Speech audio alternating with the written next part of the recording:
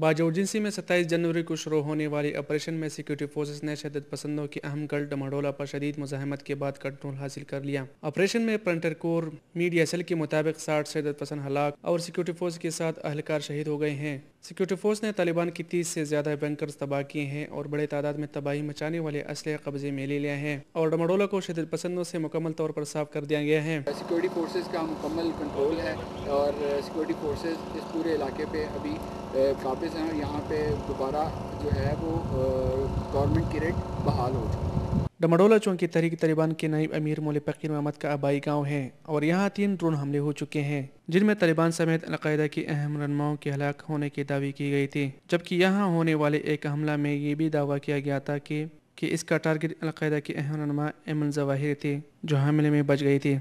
बाजौर के 8 तहसीलों में 7 तहसीलें क्लियर कर दी गए हैं और अब छोटा मामून जो कि तालिबान का गढ़ माना जाता था कि 90% हिस्से को सिक्योरिटी फोर्सेज ने कब्जे में ले लिया है। सिक्योरिटी फोर्स का पसंद के खिलाफ हतमी ऑपरेशन को बाजौर के अवाम ने खुश आइंदा करार दिया है और उम्मीद जाहिर की है कि बाजौर दोबारा अमन का गहवारा बन जाएगा। जफरुल्लाह बिनौरी, एयरवाई न्यूज़, बाजौर जिंसी।